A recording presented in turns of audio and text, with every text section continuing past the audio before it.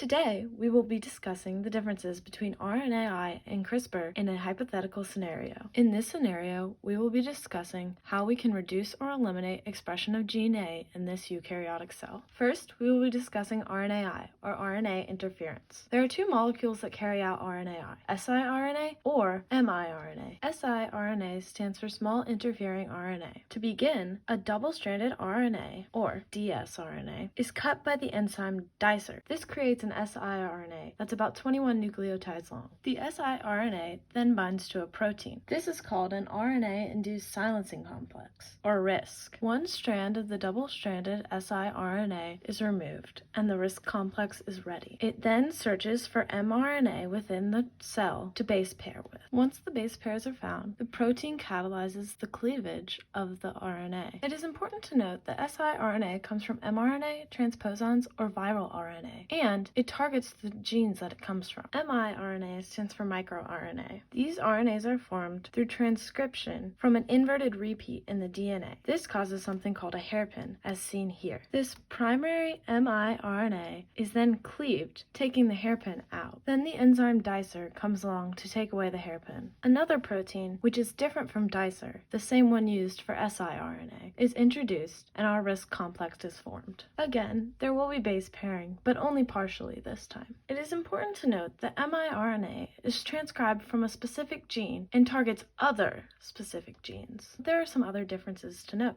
siRNA has complete base pairing where miRNA does not. siRNA degrades mRNA while miRNA inhibits translation. siRNA targets genes from which it was transcribed where mRNA targets genes other from which they were transcribed. CRISPR is a naturally occurring mechanism in prokaryotes, which is used in order to cleave invading DNA. This complex then searches for a PAM sequence to bind to the DNA. After locating the PAM sequence, the gRNA binds to its base pairs within the DNA sequence. Then Cas is able to cleave the DNA. This targeted cleavage allows us to make a specialized mutation in the gene. Because of CRISPR, we are able to have targeted cleavage points and exact mutations, but we do need a PAM sequence, and it could cut another gene that we don't know about and even cause cancer. So, RNAi or CRISPR? I think in this scenario, using RNAi, specifically siRNA, to completely base pair with the eukaryotic mRNA and degrade it to inhibit transcription is the best option. This is less error-prone than miRNA and has less risks than using the CRISPR method, which may be more effective in the long term.